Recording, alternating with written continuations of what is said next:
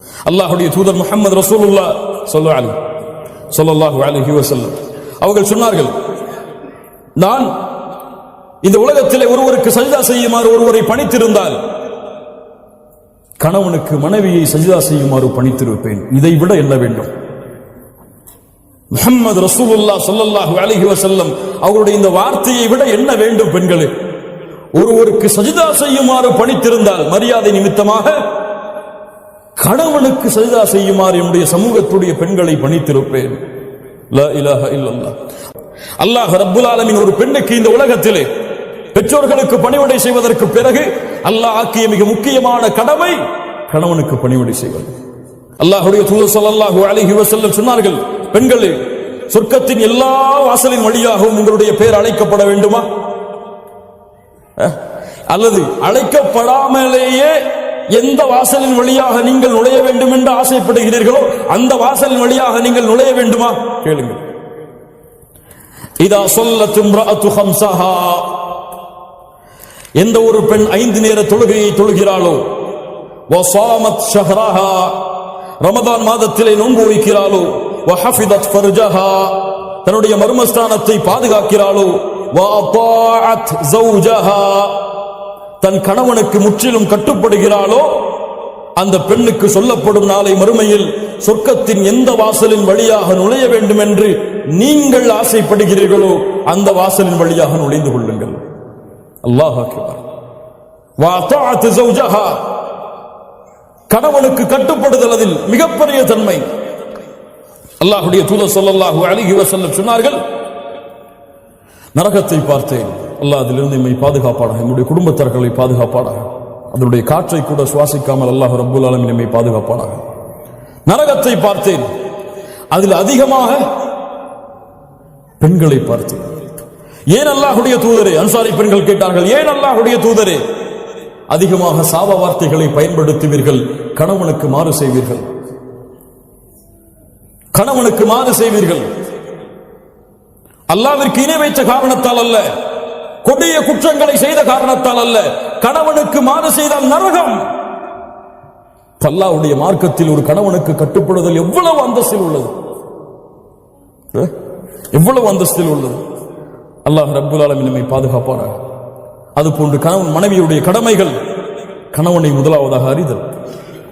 கணவனுக்கு எது பிடிக்கும், எது பிடிக்காது, எதை என் கணவன் விரும்புவான், எதை விரும்ப மாட்டான், எது அவனுக்கு சந்தோஷம், எது அவனுக்கு கவலை, எதை பேசினால் எந்த நேரத்திலே பேசினால் திருப்தி அடைவான், எதை பேசினால் கோபப்படுவான் என்ற எல்லா கல்வியையும் அறிந்தால்தான் அந்த கணவனோடு உங்களால் வாழ முடியும். என்னால் பெண்ணுடைய குணம் இயற்கையிலே பலகீனமானது, இயற்கையிலேயே பலகீனமானது.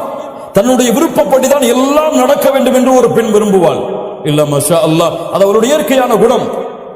அதற்கு ஏற்றார் போல் ஒரு பெண் தன்னுடைய வாழ்க்கையை தன் கணவனுடைய திருப்திக்கும் அதிர்ப்திக்கும் மகிழ்ச்சிக்கும் கவலைக்கும் ஏற்ப மாற்றிக்கொண்டால் அவள்தான் இந்த உலகத்தில் உயரமான பெண், ஈமானோடு இருந்தால்.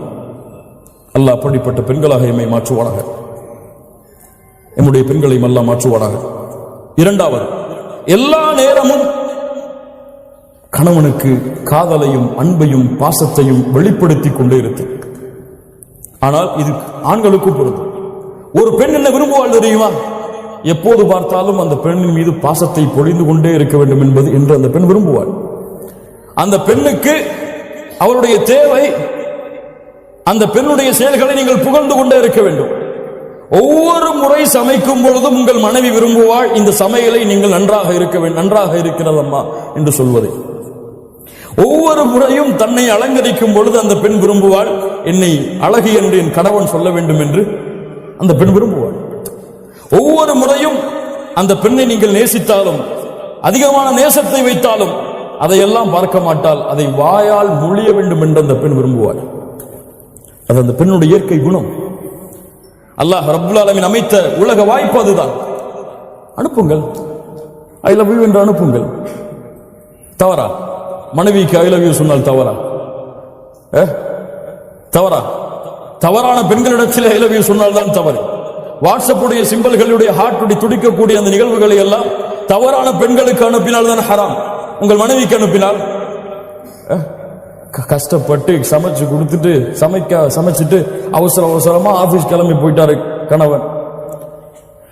சமைச்சதை ஒன்னும் சொல்லலையேன்னு எதிர்பார்த்துட்டு அவன் ஆபீஸ் போய் சேர்ந்ததுக்கு பிறகு நிதானமா அஸ்ஸலாமு அலைக்கும் வரஹ்மத்துல்லாஹி வபரகாத்துஹு முழு சலாம சொல்லி அந்த அன்பை எதிர்பார்த்துட்டு இருப்பா. என்ன இப்பதான் வந்திருக்க, 1000 வேலை இருக்கு, அப்புறம் பேசுற. சரி மதியம் என்ன சமைப்போன்னு கேட்போம். அதான் சொல்லிட்டேன், அப்புறம் பேசுற, வேலை இருக்கு. லா இலாஹ இல்லல்லாஹ். ஒரு மனைவியுடைய உள்ளத்தை காயப்படுத்துகிறாய், அல்லாஹ் இதை பொருந்திக் கொள்வானா? உன்னுடைய அன்பை எதிர்பார்த்திருக்கிறாள், அன்பை எதிர்பார்க்காதவர்களுக்கு அன்பை கொடுக்கிறாய். அவ்வளவு கோபத்தில் இருந்தாலும் மேனேஜர் வந்துட்டான், சார் சொல்லுங்க சார், ஐ வில் டு, இப்ப முடிச்சறேன்.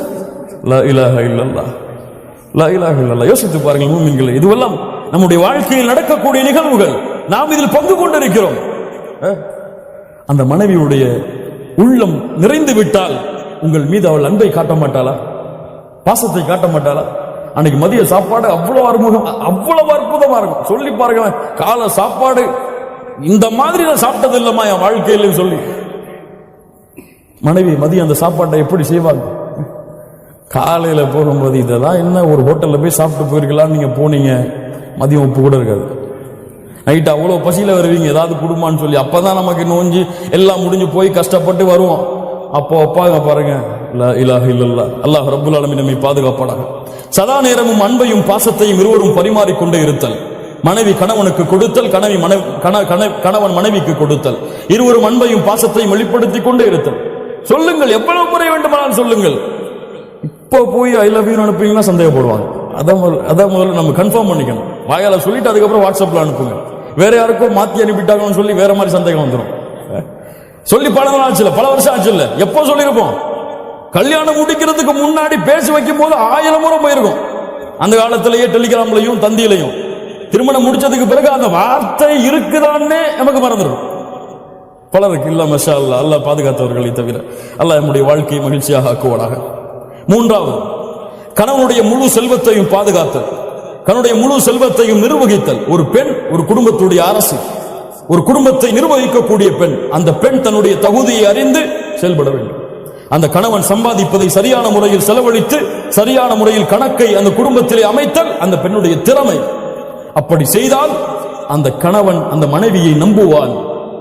நம்ம மனைவிமார்கள் எல்லாம் மஷா அல்லாஹ் பாதுகாத்தவர்களை தவிர எப்படி எப்ப சம்பள ரேட்டு வரும், எப்ப நகை வாங்கலாம், எப்ப அந்த செலவை முடிக்கலாம் அப்படின்னு சொல்லி பல கடனை வச்சுட்டு தான் அடுத்த மாசத்தை நடத்த வைப்பாங்க. லா இலாஹ இல்லல்லாஹ். 25ஆம் தேதி சம்பளம் வாங்குவார், 26ஆம் தேதி என்ன செய்யறதுன்னு தெரியாம உட்கார்ந்து இருப்பாரு. இப்படி இருக்கக்கூடாது.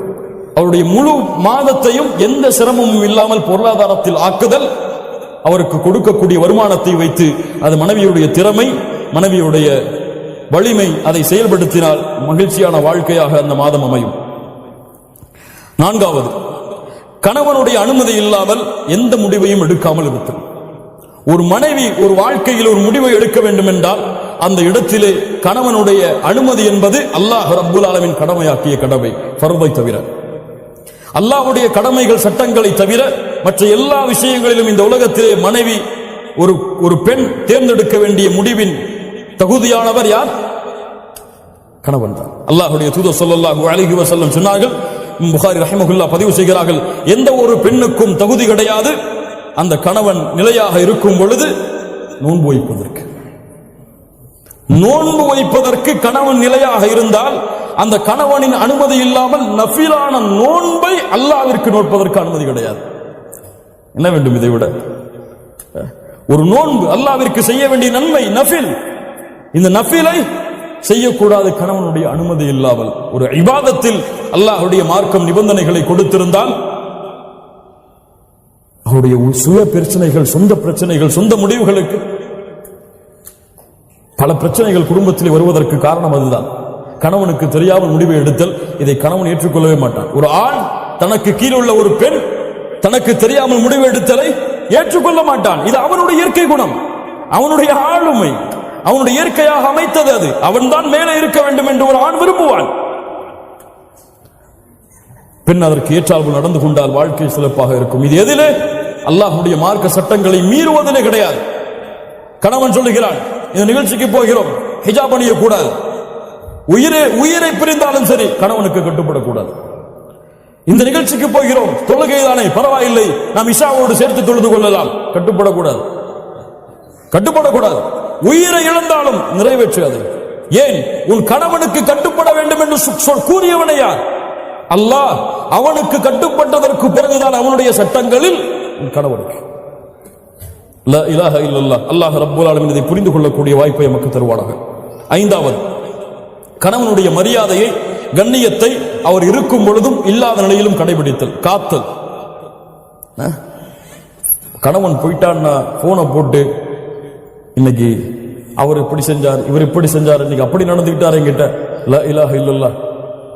புறம் பேசுதலின் உச்சம் தன் கணவனை பற்றி பிறரிடத்தில் சொல்லுது.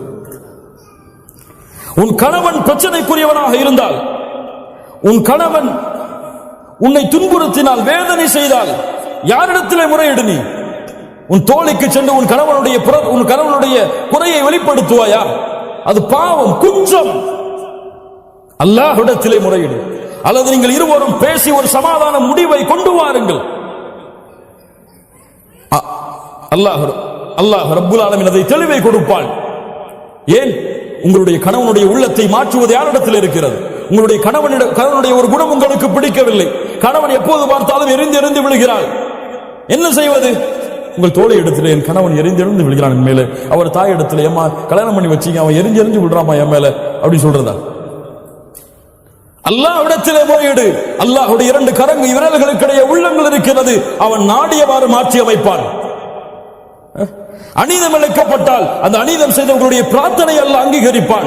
உன் கணவன் உனக்கு அநீதம் இழைத்தால், உங்களுக்கு அநீதம் அழைத்தால், அல்லாஹ்விடத்திலே அந்த அநீதத்தை நீதமாக மாற்ற பிரார்த்தனை செய்யுங்கள், அல்லாஹ் மாற்றுவார். ஆறாவது, என்ன இருந்தாலும், என்ன பிரச்சனை வந்தாலும், என்ன மனதுக்கு விருப்பம் இல்லாததாக இருந்தாலும் நேரடியாக அந்த கணவனிடத்திலே திறந்த மாதிரி பேசிவிடுதல், ஓப்பனா சொல்லிடுறது. இதாங்க பிரச்சனை, இதான் நமக்குள்ள சண்டை வர்றதுக்கு காரணம், இதை நம்ம திருத்திக்கிட்டா நம்ம வாழ்க்கை சிறந்ததா இருக்கும்.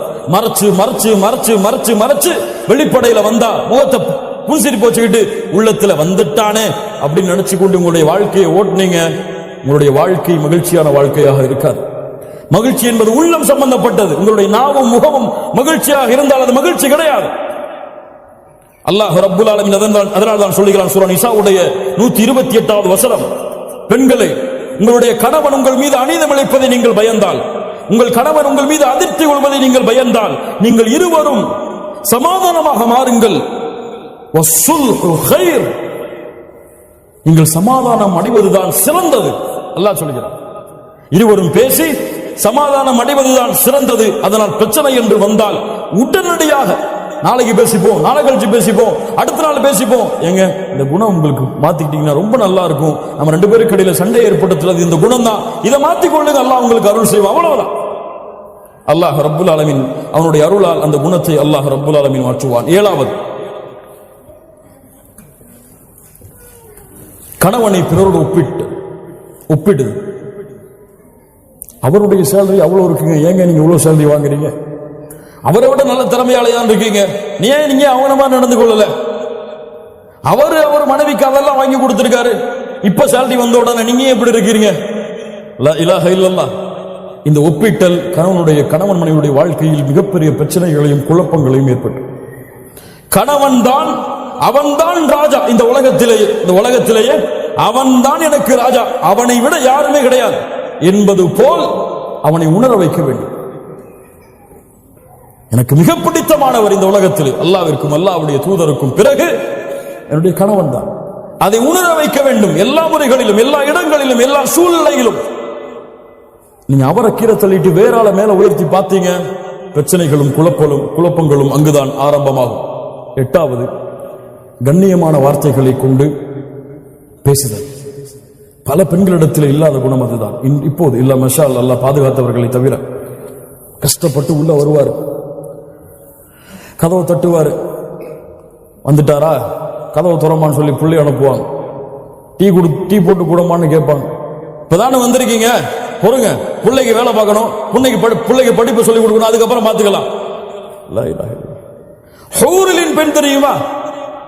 அந்த ஹூரிலின் பெண் உங்களுடைய கணவன் மறுமையில் கிடைத்தால், கதவு தட்டப்பட்டால் என்ன சொல்வாள் தெரியுமா?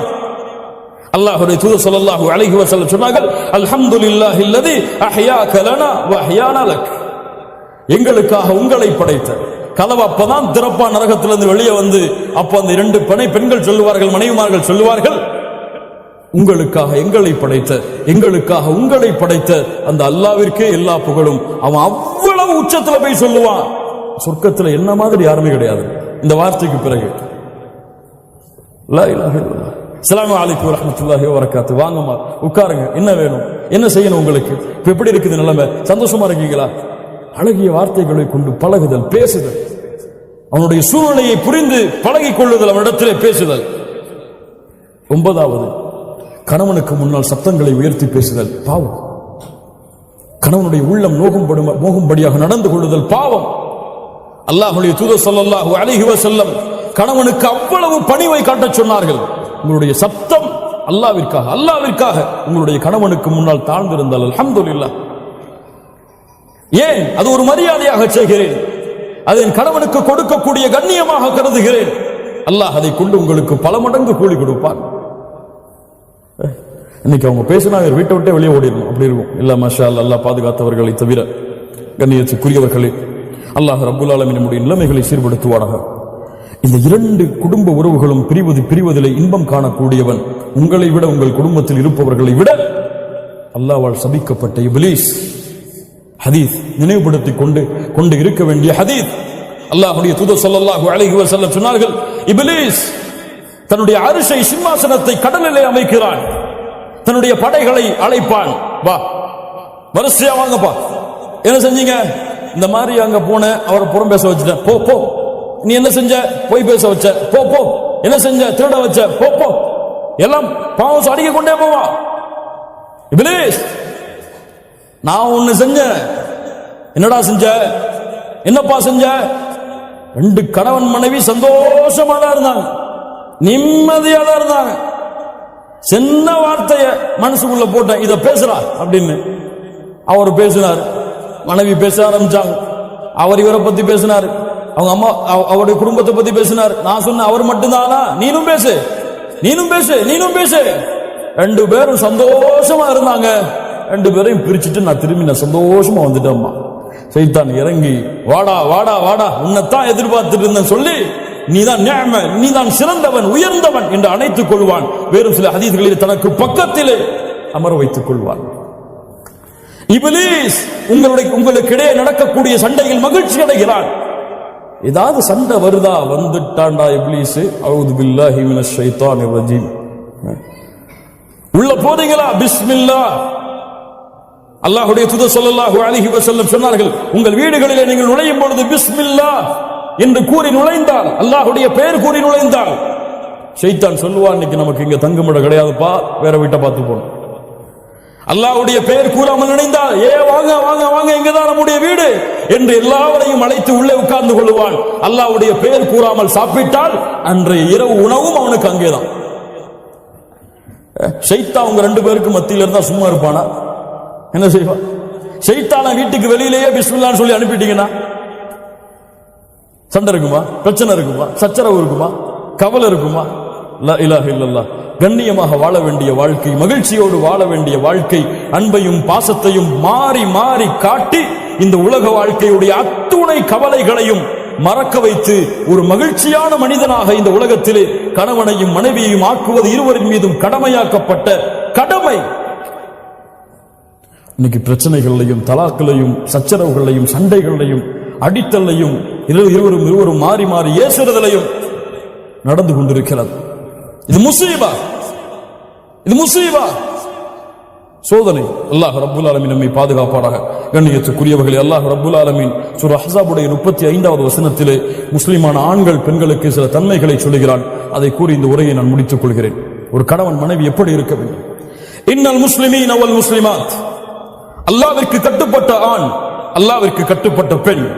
வல் முஃமினீன வல் முஃமினாத், அல்லாஹ்வை நம்பிக்கை கொண்ட ஒரு பெண், அல்லாஹ்வை நம்பிக்கை கொண்ட ஒரு ஆண். வல் கானிதீன வல் கானிதாத், அல்லாஹ்விற்கு தன்னை பணிய வைத்த ஒரு ஆண், அல்லாஹ்விற்கு தன்னை பணிய வைத்த ஒரு பெண். வஸ்ஸாதிகீன வஸ்ஸாதிகாத், அல்லாஹ்வுக்கு உண்மையை பேசிய ஒரு பெண், உண்மையை பேசிய ஒரு ஆண். வஸ்ஸாபிரீன வஸ்ஸாபிராத், பொறுமையை கடைபிடித்த ஆண், பொறுமையை கடைபிடித்த பெண். வல் காஷிஈன வல் காஷிஆத், உள்ளத்தோடு உள்ளத்துடைய அச்சத்தோடு பணிவோடும் நேசத்தோடும் அல்லாஹ்வை பயந்த ஒரு ஆண், அல்லாஹ்வை பயந்த ஒரு பெண். வல் முத்தஸத்திகீன வல் முத்தஸத்திகாத், அல்லாஹ்வுடைய பாதையில் செலவு செய்த ஒரு ஆண், அல்லாஹ்வுடைய பாதையில் செலவு செய்த ஒரு பெண். வஸ்ஸாயிமீன வஸ்ஸாயிமாத், அல்லாஹ்வுடைய பாதையில் நோன்பை நோற்ற ஒரு ஆண், அல்லாஹ்வுடைய பாதையில் நோன்பை நோற்ற ஒரு பெண். வல் ஹாஃபிதீன ஃபுரூஜஹும் வல் ஹாஃபிதாத், தங்களுடைய கற்பை மர்மஸ்தானத்தை பாதுகாத்த ஒரு ஆண், பாதுகாத்த ஒரு பெண். வஸ்ஸாகிரீன அல்லாஹ கஸீரன் வஸ்ஸாகிராத், அல்லாஹ்வை அதிகமாக நினைவு கூர்ந்த ஒரு ஆண், அல்லாஹ்வை அதிகமாக நினைவு கூர்ந்த ஒரு பெண். இவர்களுக்கெல்லாம் அல்லாஹ் ரப்புல் ஆலமீன் பாவ மன்னிப்பையும் மிகப்பெரிய கூலியான யானி அல் ஜன்னா அதையும் அல்லாஹ் வைத்திருக்கிறான். இந்த தன்மைகளுடைய பெண்களாக ஆண்களாக நாம் மாறுவோம். அல்லாஹ் நம்முடைய வாழ்க்கையை சிறந்த வாழ்க்கையாக ஆக்குவான். கண்ணியத்துக்குரியவர்களை, மிக முக்கியமாக ஒரு கணவன் ஒரு மனைவி விரும்பக்கூடிய மிக முக்கியமான தன்மை, இந்த மனைவி எனக்கு மட்டுமே உரித்தானவளாக இருக்க வேண்டும். இவள் சொல், இவள் அழகு, இவள் உரிமை, இவளுடைய கண்ணியம், இவள் கொடுக்கக்கூடிய மரியாதை எனக்கு மட்டுமே கணவன் விரும்புவார், மனைவி விரும்புவாள். இந்த கணவன் எனக்கு மட்டுமே, இவன் பேச்சு, இவன் நடை, இவனுடைய உடை, இவனுடைய கண்ணியம், இவனுடைய மரியாதை, பாசம், நேசம் எனக்கு மட்டுமே. இரு உறவுகளும் அல்லாஹ்வை பயந்து அல்லாஹ்வை அஞ்சிக் கொண்டு தூய்மையாக இந்த உலகத்திலே வாழ்ந்தால், அல்லாஹ்வை பயந்து இந்த உலகத்திலே தன் உலகத்திலே அழகி என்பது யாரும் இல்லை என் மனைவியை தவிர, அழகன் என்பவன் யாரும் இல்லை என்னுடைய கணவனை தவிர, இந்த உலகத்திலே எனக்கு தகுதியானவன் அவன் எதில் குறைந்திருந்தாலும் என்னிடத்திலே மேன்மையானவன் அவனை தவிர யாரும் இல்லை என் கணவன் என்று இரண்டு உறவுகளையும் புரிந்து இந்த பூமியிலே வாழ்ந்தால் மகிழ்ச்சியான வாழ்க்கையை அல்லாஹ் ஏற்படுத்துவான். மகிழ்ச்சியான வாழ்க்கையை நாம் ஏற்படுத்த முடியாது, மகிழ்ச்சியான வாழ்க்கையை நாம் உருவாக்க முடியாது. நாம் முயற்சிக்கலாம், அந்த முயற்சியை நிறைவேற்றுபவன் அல்லாஹ். அல்லாஹ்விடத்திலே அதற்காக பிரார்த்தனை செய்யுங்கள். செய்த பாவங்களுக்கும் குற்றங்களுக்கும் இருவரும் செய்த உறவுகளிலே செய்த நோவினைகளுக்கும் குறைகளுக்கும் அல்லாஹ்விடத்திலே தௌபா செய்து, யா அல்லாஹ் எங்களுடைய வாழ்க்கை மகிழ்ச்சியான வாழ்க்கையாக ஆக்குவாயாக. இந்த உலகத்திலே எப்படி கணவன் மனைவியாக குடும்பமாக இந்த உலகத்திலே வாழ்கிறோமோ இது போன்று நாளை மறுமையிலும் சொர்க்கத்திலும் வாழக்கூடிய வாய்ப்பை எங்களுக்கு கொடுப்பாயாக. எங்களுடைய பிள்ளைகளை சாலிஹான பெண் பிள்ளைகளாக வளர்த்து அவர்களை இந்த மார்க்கத்திற்கு பயன் தரக்கூடிய பிள்ளைகளாக ஆக்கி அவர்கள் எங்களை சொர்க்கத்திலே அழைத்துச் செல்லக்கூடிய கருவியாக மாற்றுவதற்கு அல்லாஹ் எங்களுக்கு உதவி செய்வாயாக என்ற பிரார்த்தனைகளோடு, பாவ மன்னிப்போடு, தௌபாவோடு, எல்லோரும் இந்த விஷயத்தில் ஏதாவது ஒரு வகையில் பாவம் செய்திருக்கும். அப்படித்தானே? யாரும் இதுல பெர்ஃபெக்டானவங்க கிடையாது, எல்லாரும் பாவம் செய்திருக்கும். ஒரு நிமிடம் உட்கார்ந்து அல்லாஹ்விடத்திலே தௌபா செய்து, யா அல்லாஹ் இனிமேல் என்னை மாற்றிக்கொள்கிறேன், என் மனைவி இடத்திலே கண்ணியமான முறையில் நடந்து கொள்கிறேன். இப்பவே வாட்ஸ்அப் பண்ணுங்க, ஐ லவ் யூ அனுப்புங்க, அவங்க உங்களுக்கு அனுப்பட்டும், ஐ லவ் யூ டூ. அல்ஹம்துலில்லாஹ், மகிழ்ச்சியான முறையில் இந்த சபையிலிருந்து கலைந்து செல்வோம். அல்லாஹ் ரப்புல் ஆலமீன் அந்த மகிழ்ச்சியை மறுமை வரை அல்லாஹ் நீட்டிப்பானாக. நாளை மறுமையிலும் சொர்க்கத்திலும் அல்லாஹ் அந்த மகிழ்ச்சியை பன்மடங்காக ஆக்கி அல்லாஹ் மறுமையிலும் குடும்பங்களோடு வாழக்கூடிய வாய்ப்பை கொடுப்பானாக. அல்லாஹ் ரப்புல் ஆலமீன் எப்படி இந்த இடத்திலே என்னையும் உங்களையும் அவனுடைய அருளால் ஒன்று குட்டினானோ அது போன்று அல்லாஹ் ரப்புல் ஆலமீன் நம்மை ஜன்னத்துல் ஃபிர்தௌஸிலே, அதிலும் குறிப்பாக அல்லாஹ்வுடைய தூதர் முஹம்மது ரசூலுல்லாஹ் ஸல்லல்லாஹு அலைஹி வஸல்லம் அவர்களோடும் அவர்களுடைய குடும்பத்தார்களோடும் அல்லாஹ் என்னையும் உங்களையும் உலக முஸ்லிம்களையும் ஒன்று கூட்டுவானாக. இவ்வளவு சிரமத்திற்கு பிறகும், இவ்வளவு பெரிய தூரத்திற்கு பிறகும் அழைப்பை ஏற்றி மார்க்கத்திற்காக, மார்க்க பணிக்காக, மார்க்க இல்மிற்காக தேடி வந்த உங்கள் அனைவருக்கும் அல்லாஹ் ரப்புல் ஆலமீன் சொர்க்கத்தையும் அவனுடைய அருளையும் அல்லாஹ் கூலியாக கொடுப்பானாக. நம்முடைய குடும்ப வாழ்க்கையை அல்லாஹ் சீரமைப்பானாக. அகூலு கௌலி ஹாதா அஸ்தக்ஃபிருல்லாஹ லீ வலக்கும். ஸலாமு அலைக்கும் வரஹ்மத்துல்லாஹி வபரகாத்துஹு.